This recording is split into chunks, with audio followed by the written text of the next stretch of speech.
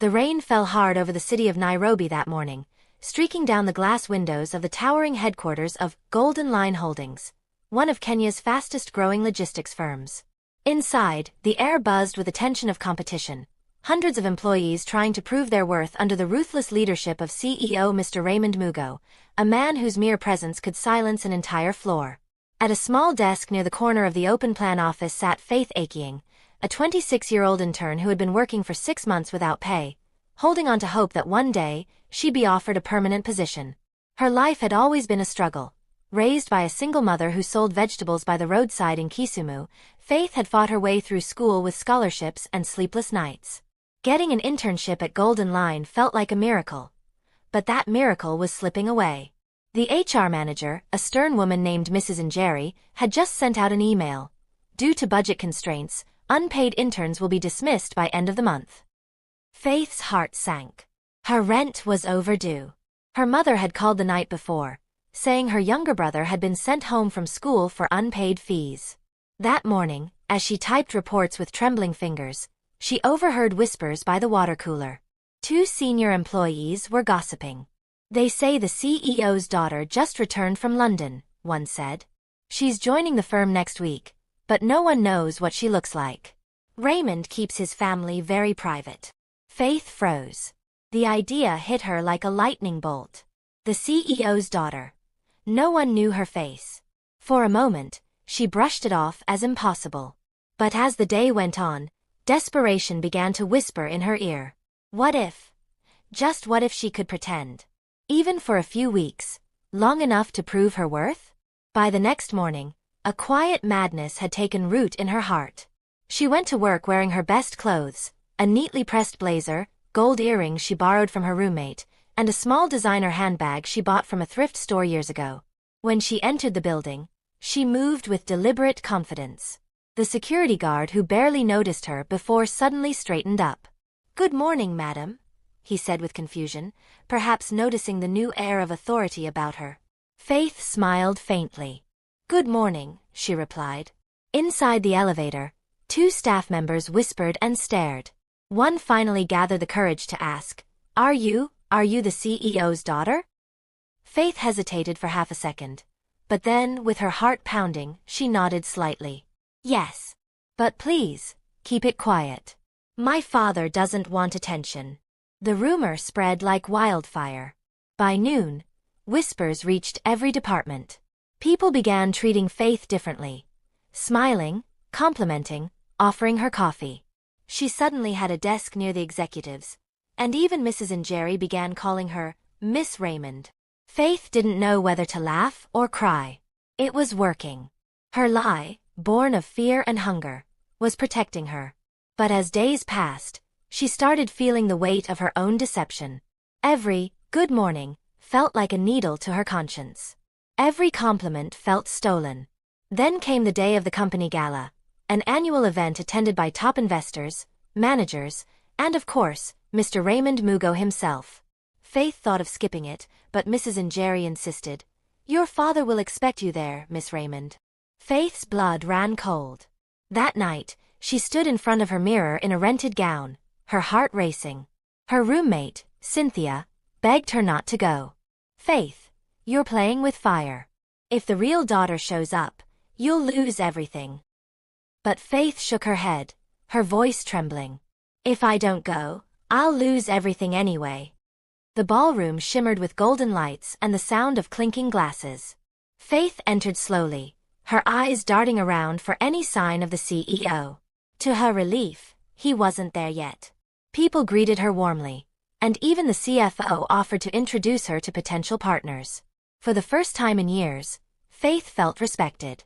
She wasn't invisible. She wasn't poor or pitted. She was powerful.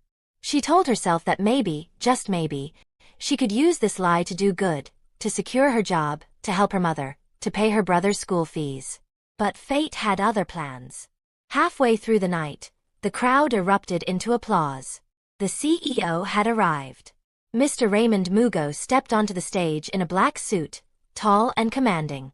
Faith froze where she stood, her throat dry. He began speaking about integrity, loyalty, and how the company was built on truth. Every word pierced her like a knife. As his speech ended, his assistant leaned toward him and whispered something. Mr. Mugo's gaze swept across the room, then stopped on Faith. Her knees went weak. He gave a small, curious smile and said into the microphone, "It seems my daughter has finally decided to surprise me tonight." The crowd clapped. Cameras flashed. Faith's world spun. Her vision blurred as she forced a trembling smile and walked toward the stage. Her pulse thundered in her ears. She could barely breathe. When she reached him, he extended his hand warmly, still unaware of the truth. "Welcome home, my dear." Faith forced herself to take his hand. The warmth of his palm burned her skin. He whispered softly, "You've grown so much. I hardly recognize you." The audience laughed lightly, thinking it was a joke. But for Faith, the words echoed with terror. He didn't recognize her, because she wasn't his daughter. As they posed for photographs, Faith's smile wavered. Inside, panic clawed at her chest. She had crossed a line she could never uncross. And she knew that when the truth came out, and it would, her fall would be catastrophic. When she finally returned home that night, she collapsed on her bed, staring at the ceiling. Her phone buzzed endlessly with messages from colleagues praising her performance. But one message made her heart stop. It was from an unknown number. It read, "I know you're not his daughter." Faith dropped her phone. The room seemed to spin around her.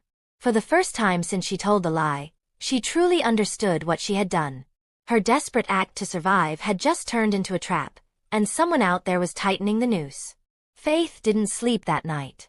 The anonymous message haunted her like a whisper in the dark. She kept rereading it, hoping somehow the words would change. "I know you're not his daughter." By morning, her nerves were frayed.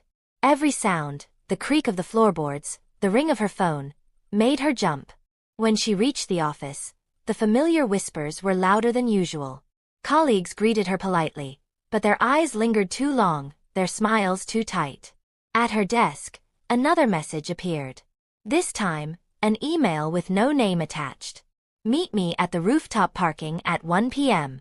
or I'll tell the CEO who you really are." Faith's hands shook. Whoever it was, they knew enough to destroy her. She considered deleting the email, running away, disappearing, but she had nothing to run to. Her mother depended on her. Her brother needed school fees. If she lost her job, everything would collapse. At 1 p.m. sharp, she climbed the narrow staircase to the rooftop. The wind whipped against her face, carrying the smell of rain. A figure stepped out from behind a car.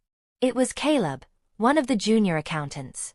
He was smug, the kind of man who always noticed things others missed. "I knew it was you," he said with a grin. "You think I'd forget the intern who used to make my coffee every morning? Now suddenly, you're the boss's daughter?" Faith's voice trembled. "Please, Caleb, don't tell anyone. I'll explain." He cut her off, stepping closer. "No need to explain. I don't care about the story. What I care about is money." Her stomach sank. "I want 50,000 shillings by Friday," he said coldly. "Or your secrets on the CEO's desk first thing Monday morning." Faith almost laughed from disbelief. 50,000? I don't even have 5. Caleb leaned in. "Then find it. You fooled them all, right? Fool one more person. You have until Friday." He walked away, leaving her trembling under the gray Nairobi sky. That night, Faith sat on her bed, her head spinning. The lie that once gave her power had now chained her. Every option led to ruin. If she confessed, she'd lose her job and her dignity. If she paid, Caleb would only demand more. Then, another message came in. This one, from the CEO himself. "Faith, I'd like to have lunch with you tomorrow. Just the two of us." Her blood turned cold. Was it possible that he knew? All night, Faith couldn't breathe.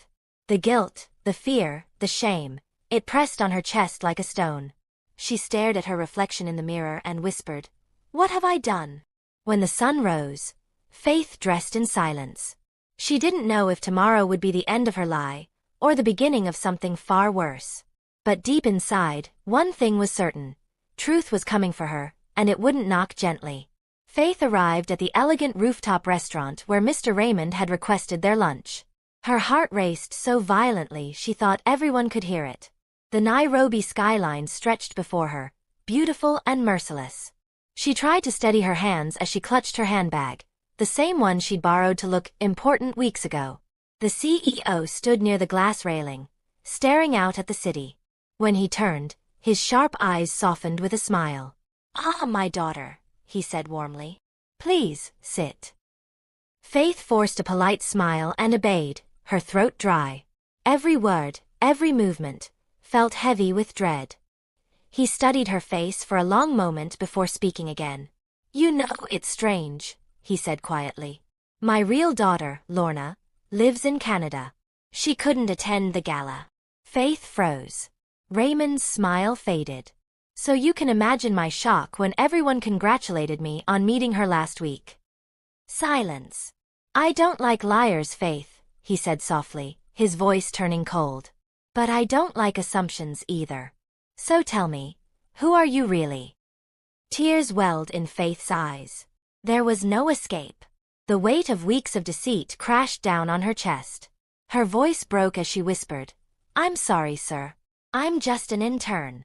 I lied because I was desperate. I didn't want to lose my job." Raymond leaned back, eyes narrowed. For a long moment, he said nothing.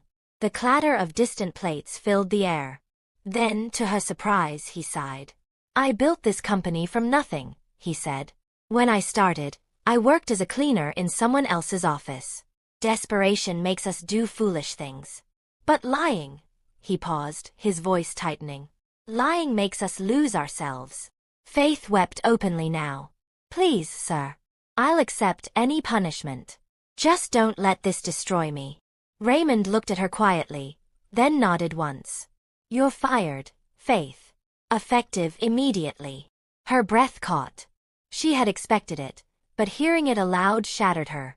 Yet as she rose to leave, he added, "But before you go, I want to give you advice that might save your future. The truth, no matter how painful, will always open doors lies cannot.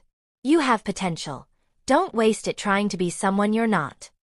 Faith nodded tearfully, whispered a thank you, and walked away. Her heart was heavy, but something deep inside felt lighter. Outside, the wind brushed against her face. For the first time in months, she could breathe without fear. She had nothing, no job, no title, but she had her honesty back. A week later, she found a new internship at a small logistics startup. During her interview, she told the owner everything. Her struggles, her lie, her lesson. The man smiled and said, "We need people who've fallen and learned to stand again." Faith realized then that truth, though costly, had freed her. Desperation can drive us to falsehood, but lies only borrow time. Truth rebuilds life.